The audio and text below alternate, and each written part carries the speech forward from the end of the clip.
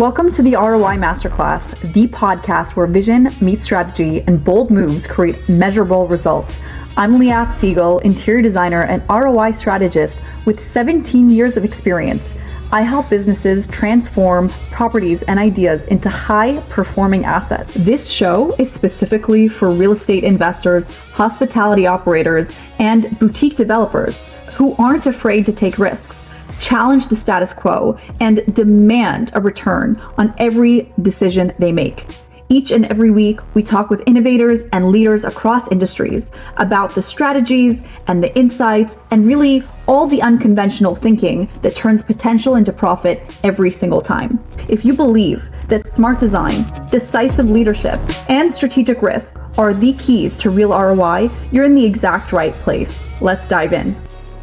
My guest today runs at the intersection of three things that I care a lot about: design decisions, real ROI for investors, and the experience of the people who actually live in these properties. Didi Garzon is the president of the National Association of Residential Property Managers and one of the operating partners behind a fund out of Atlanta that's all about co-living. Didi, thank you so much for joining us. Welcome to the show. I'm so excited to have you here.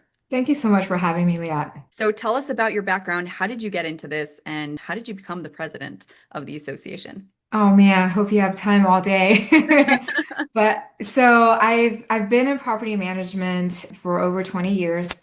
Started out as an investor myself in the long-term rental space back in 2004.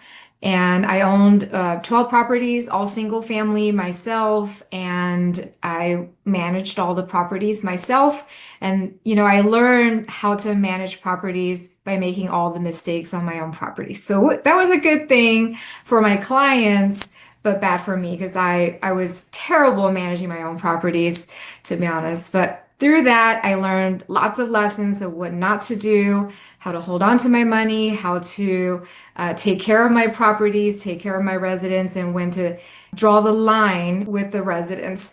And from that point on, I started my brokerage, my firm, property management firm in 2010. That's when I started managing third party. So I did that for 11 years, built a pretty successful property management company, managing over 500 doors, and then as well as HOAs, as well as short-term rentals. And then I was fortunate enough to sell my business in 2021 to Pure. I'm still a limited partner at Pure now. Pure has grown since 2020 of being in business now to one of the largest third-party property management companies in the country in the single family space. So I'm super proud of that. After I sold to Pure, I had to find something else to do, right? So one thing I come across is just maintaining short-term rentals. And then I found out about co-living, which is something I know it's not a new concept, but is very relevant to today's world and what today's demands are in the housing industry. So my partner, Denny, actually came to me with this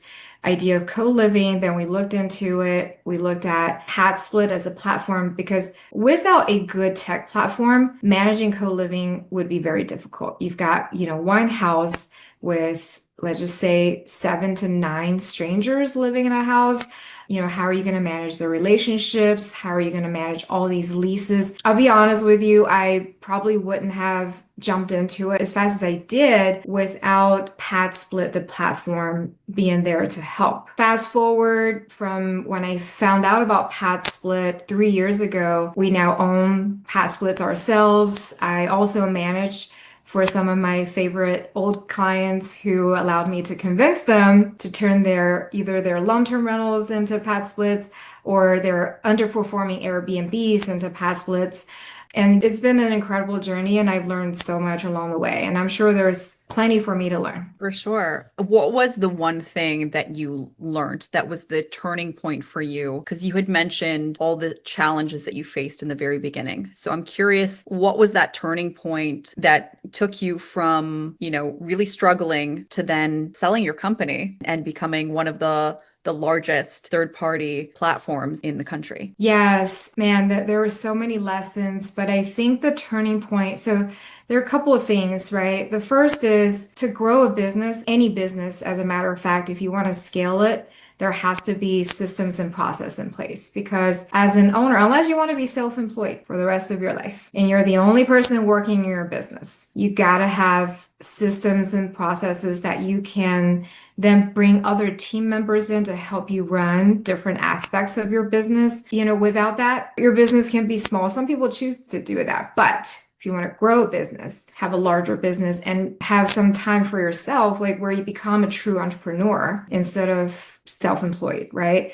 That's the difference is developing a set of systems and processes that's trainable, that's scalable. And one key things that I learned while growing my business, of course, hiring the right people, getting the right team in place was super important. And the third thing, those are two like business related lessons that I learned to get my business from one level to the next. The next has to do with property management, is shifting your mindset from, okay, I'm a landlord and I'm here to make money. And, it's annoying when tenants, ask for things, right? And putting maintenance requests and like, why do I have to do? They're so annoying. Like that mindset, change that to I'm here to serve, right? And I'm here to provide a product that I can be proud of. And then the one shift I made was changing from the word tenant to resident because tenant is very much has a negative connotation with it. Resident, it's different, right? It just sounds different. It feels different. So I started calling everybody residents. And I wanted to provide such good service that my residents wanted to stay. And if they outgrew a house, they need to, move to a bigger house or downsize to a smaller house. I want them to call me and say, hey, we love your business. We love your company so much that we want to stay with your company. Do you have another house for me? I wanted to build that kind of relationship with my residents. And once the mindset changed, the business became a lot more pleasant because property management it's a difficult business because you're always kind of making somebody mad.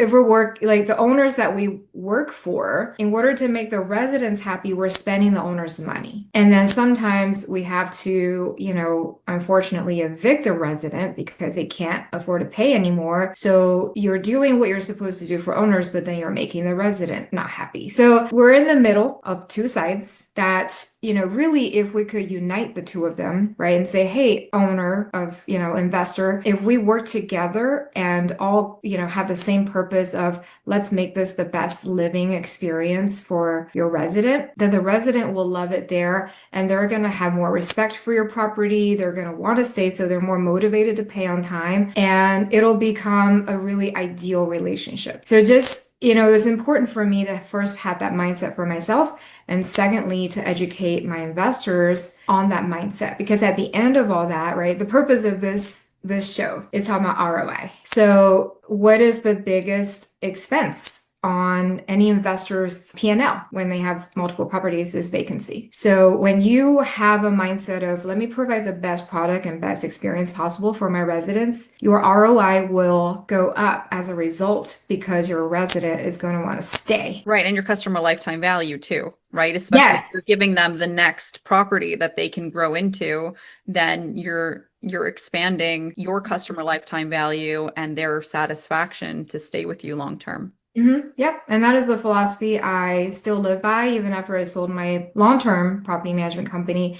And now as I operate my short-term rentals and my, midterm rentals, co-living, that's a philosophy I still live by because it works. So why co-living, right? It's such a unique and different category that I don't think a lot of investors are familiar with. So tell us why co-living, why not short-term rental, midterm rental, long-term rental? Why specifically this category? So throughout my, over 2 decades of experience, I have seen the performance of different types of properties, commercial, single family, short-term rentals, built to rent, and now co-living.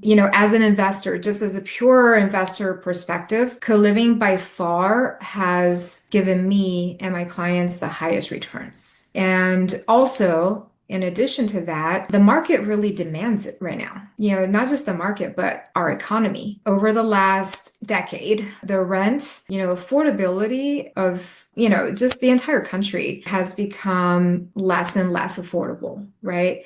Actually, if you go to the White House and talk to the Congress people, which I'm fortunate to be able to do that in representing my industry, I was just there earlier this month, but meeting with legislators, it's like one of their biggest challenges to tackle right now is the housing affordability crisis. Like they're actually calling it a crisis, right? Because there's 45 million people out there who cannot afford your normal house or even rent an apartment because okay, let's break it down in numbers, right? Most owners, landlords, property management companies require at least 2.5 to 3 times the amount of rent for your gross income. Like that's your minimum requirement. On top of that, and the average rental price in Atlanta is $2,000 for a house, right? Or an apartment, like a 2-bedroom, 3-bedroom apartment. So you're looking at that, plus you have your other life expenses like utilities, food,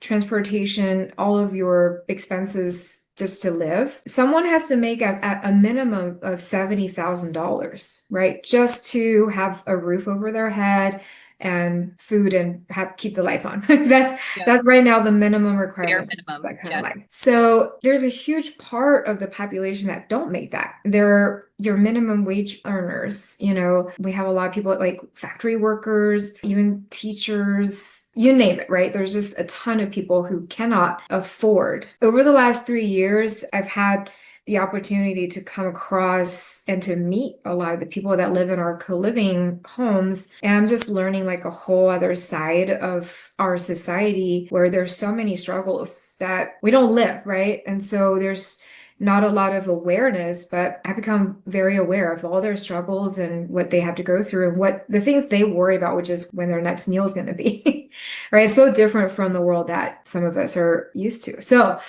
there's just a huge need right now, a huge demand. That's why co-living, in my opinion, is, there's not enough. And so as an investor, when you look at, okay, what product would be the most successful right now, and as well as years and years down the road, in my opinion, it's co-living. Because to solve the housing affordability crisis, it's like, there's talks of ADUs, there's, tiny homes, container homes, those are great, but you need land, right? You need to develop land, which we know there's not a lot of land. And then the land that are available are like out in very remote areas. So the beauty of co-living is you actually take an existing single family home. So you're not really changing the outside appearance of the home. It could be in a neighborhood. It could be like right in the part of Atlanta. People wouldn't even know, but you're putting up walls inside the house and converting some of the spaces that are not used, like living room, dining room. We all know houses that have those extra rooms that are never used, right? And turning them into extra rooms and then renting out those rooms. It's just a clever use of existing inventory and existing product and just repurposing it. And at the same time, solving the housing affordability issue. As the president of the association, what's one thing about this industry that you would want to change most in lieu of this revelation? I mean, it's supply and demand. It's clear here that this is a big issue. So what's one thing that you would want to tell everybody in the property management industry about that? We're taking, the right steps towards it, which is, again, going back to what I said in the beginning is, property managers and landlords, we can educate our landlords. It's up to property managers. We're more like educators, right? To educate landlords and investors to focus on the resident experience, right? From design, like designing how your house is going to look, what colors to use. Like most investors don't pay attention to that. But if they did, you're increasing the experience of your resident, right? By making something nice and pretty to look at, to live in. Like that part actually plays huge into the experience. And of course, customer service. So what the new generation of residents look for, simplicity, quick responses. Like they like the immediate thing. Like right now, kind of an experience, give it to them. There's AI. There's a ton of technology out there that can provide that experience. So we are making a shift towards that. That's something Pure is really, really big on, is providing a simple, pleasurable experience for both the residents and our owners. So just simplify it. Like some examples would be, the resident moves into the house, everything is like one touch and they get an answer, right? Like they touch the door and they can now get access to the door. It's no longer like cumbersome lock boxes to get the key, they can go in the house and maybe there is Alexa or some kind of AI, Google Home, right? Where they can be like, hey, my sink is stopped up or my faucet's leaking and I need someone to come fix it. And then Alexa contacts a property management company and the property management company is like, oh yeah, we'll, dispatch the technician out right away. And it's just like, if we focus on making the life easier for the resident, then we'll have much better retention and a better experience for everyone. So that's what I want people to focus on is there's the technology is already there. AI is already here. Utilize it. Don't be afraid of it and make your purpose be to how do we simplify and improve the experience for everyone. What would you say to other investors who are perhaps, because I think that, tell me if I'm wrong, that I think that the co-living model is very similar to B and C class properties, in the type of residents that it attracts or that it's the properties provided for. And I get a lot of pushback in the multifamily area in terms of the design, in terms of the experience. It's often said, just put in whatever, let the property managers just choose it or the contractors choose it and, pick up something at Home Depot. It doesn't matter if, the color scheme is matching or not, or we'll just do the best. Yeah. What would you say to that outlook and that perspective? That's a really good one. There's a lot of misconception out there, like what you just said. And, seeing many, many PadSplits that fail, I'm always like shocked by when people tell me, oh, I'm getting out of my PadSplit business because it's not working out. I'm like, what do you mean? It's the most profitable thing I've ever seen. And then I go and look at their property and it's like so ugly, right? Like they literally go to Goodwill and piecemeal together, mismatching furniture. It's not clean. It's unkept. There's like things obviously not working in the house. It just doesn't feel good. And sure, we are working with people who are low income earners, but it doesn't mean that they don't enjoy nice things. It doesn't have to be expensive things, but they at least want to be clean, feel good when they walk into the door. Just like, to me, even if, they are low income earners, they still want like a respectable environment to live in. So, if you go a step above that, just a little bit, I'm not talking about luxury. For my partnership, we always, when we buy a house, the first thing we do is we renovate it, of course, right? There's the conversion aspect of it. Before we even like take out the first hammer to do anything, we look at the floor plan, we look at the flow of the property. The whole thing is like these people that we serve, right? The residents that are going to live there, they work really, really long hours. They work really, really hard. Some of them work multiple jobs. I've had as many as like 4 jobs. Right? They literally work, sleep for 5-6 hours and go back to work. It's their whole existence. And so if we can do something to make them feel like they're coming home to a little oasis that's safe and clean and they can like lay down and have a comfortable night's sleep, guess what? That person will never leave. They'll never want to leave because they know how rare it is in this market to find something that's both affordable and safe, and a good place for them to stay. Some of our longest padmates or members have been with us since day one,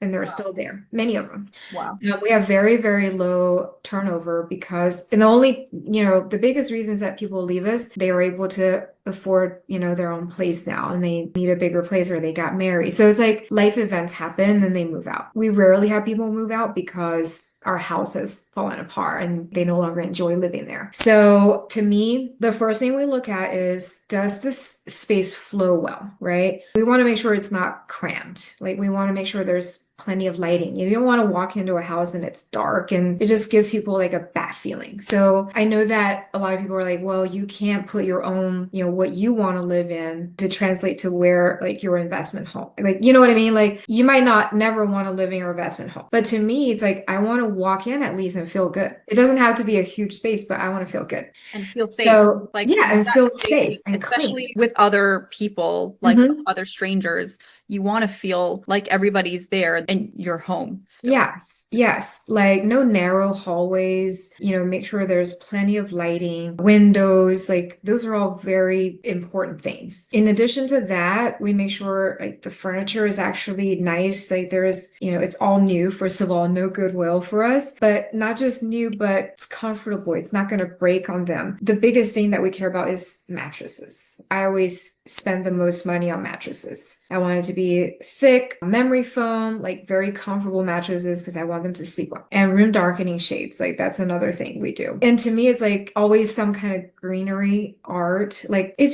doesn't have to cost a lot, but it would make a big difference in someone's life. Enough for them to want to stay in your place for at least 9 months or more. PadSplit, their minimum requirement is for a bedroom is 90 square feet. I mean, 80 square feet. If you think about that, it's like the size of a closet for a lot of people. There's just enough space for a twin bed and a closet, and that's just way too small. And I'll be honest with all of our rooms, the one that has the highest turnover, guess what? Is the smallest room. We do have one room that is 80 square feet, like just 80. And that one, we can never keep someone in there for like more than 3 months. So that's the difference. You want your space to be inviting. You want it to be like to put some thought behind it and be strategic with it because it does play into your returns. That's huge. I mean, you're really highlighting the ROI of investing in people, which I think is huge. There's 2 points to ROI. It's not just the money side of things, it's also the people because there's a trickle down effect. But I think that you have the data to back that up. Right? Like, what have you seen in terms of, and you work with other property owners as well, and your property manager, and like, so what does the data show you in black and white in terms of how a well-designed property performs and a well thought out property performs versus one that doesn't put that effort in? Leah, when we share our numbers, our returns with people, they're like, how are you getting that? Because a lot of PadSplit operators are not, like I said, like, they do so poorly that they actually end up selling their properties, right? Ours is 15% on average return NOI. And then if we're using, cash, right? We use the 20/80 loan to LTV, right? On our loans. So out of the cash we invest plus whatever we spent on conversions is right around $100,000 is we budget for our properties. We make that back in 4 years. So our cash on cash return is 25%. So it's like for every house that we invest in, we know we're going to make our cash back in 4 years. And that to me is a great investment. Right now, let's just say long-term rentals, if you're making any kind of cash flow, like good for you. It's very rare. Most of my clients would be in the negative. And I'd always give them like therapy, like it's okay. It's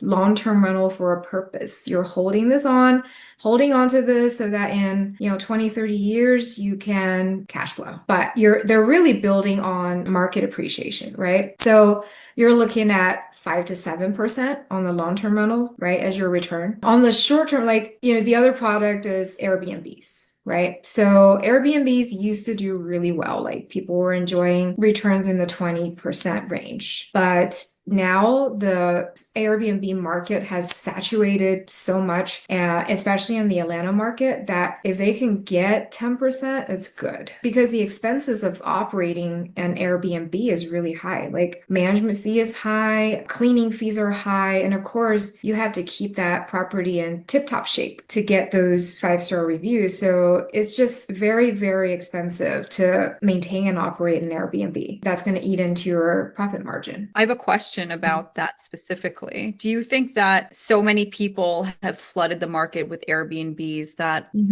most hosts are not differentiated enough in terms of the design and in terms of what they provide the market in order to make sure that they're getting the most for their properties? Or does that not matter at all anymore and it's dead pretty much? I know that there are some, like in a overly saturated Airbnb market, the hosts that have properties that just like super, beautiful, unique designs with lots of character, obviously like they spend a lot of thought, right, into the design and not your cookie cutter modern look that a lot of them go for. Those are the best performing properties on Airbnb because people now, when they travel, there's so much they can choose from. They're going to choose the ones that stand out and that, will give them actually an experience instead of just a basic housing kind of a thing. You always have the audience that will need the basic housing, but if you like the ones that are unique, well decorated, shows character, they can ask for twice as much in their nightly rate, right? Or more. And people are willing to pay for that. So yes, there is a huge difference when it comes to Airbnb performance. There's like those outliers. And I think more people, whether it's co-living or Airbnb or even B or C class properties, whatever the vertical is, I think that owners need to differentiate themselves in the market. That will increase occupancy. It will increase the rental rates. It'll increase. Obviously, you don't need to spend a lot in order to have the return. It just needs to be done strategically so it's not over-designed. People think that, oh, I have to worry about design. Like their immediately thought is, it's not in my budget. Or that's going to eat into my returns. But it's the opposite is true. Like if you budget from the very beginning before you even buy a house, like when you're doing your property pro forma, right? And projections, you should go ahead and budget a design fee, right? Because that is going to ensure that your property will perform better. And that if you're looking at like either long-term rental or co-living or whatever it is, if you're in the long-term game, you want your people to stay. So you have to look at all the different design features, like of what people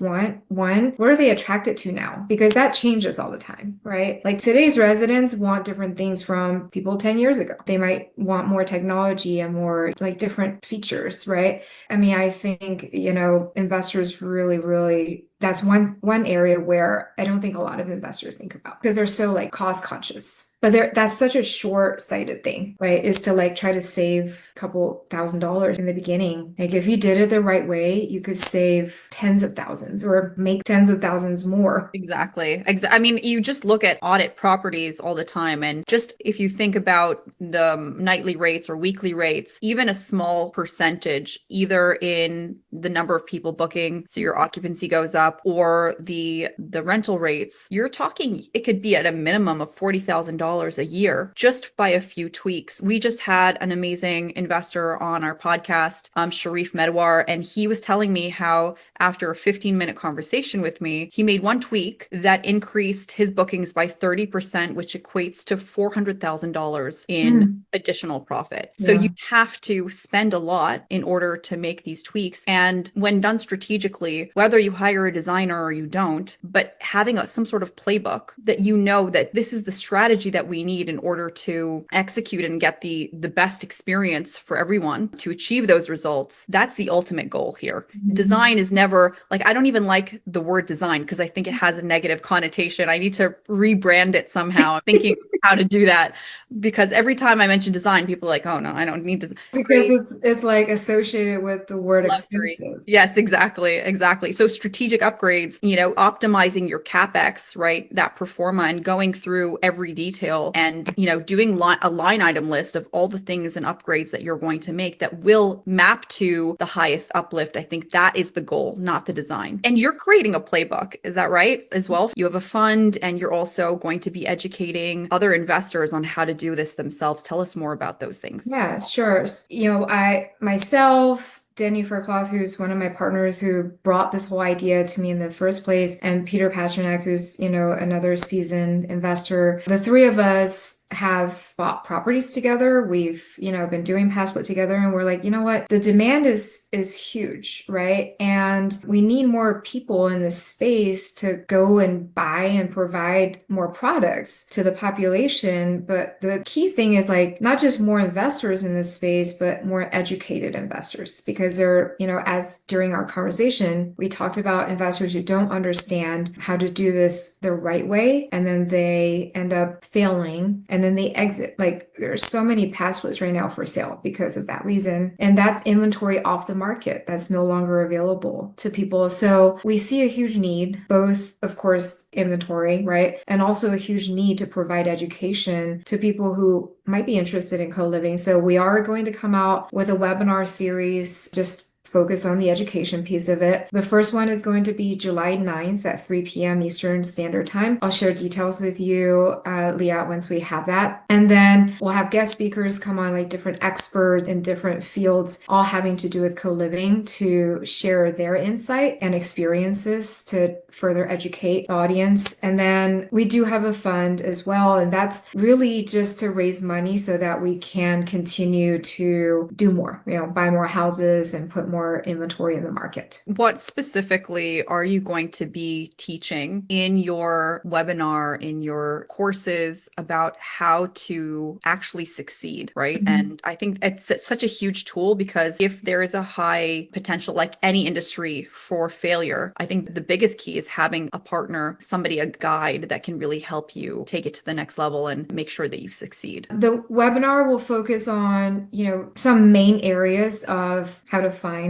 a property, how to source your properties, what to look for, how to do a pro forma and budget, like before you even buy a property. How do you do due diligence in, selecting the best property for co-living? And then how to get financing, run your numbers. Of course, what are some good loan options to look at? We're going to talk about then operations. And operations, we could teach like many, many weeks of, there's so much material, right? Operations include, collections, maintenance, repairs, communication, right? How do you communicate with residents? What to do when there is a legal issue? What to do when there's roommate drama? Oh, one thing I, forgot to mention, but before you even get into operations, how do you convert a space? Like the design aspect of it, how to put up walls, like what are some minimum requirements, and what are some things that go beyond the minimum to make a resident happy and want to stay there. So all of those, like safety, of course, is a big one.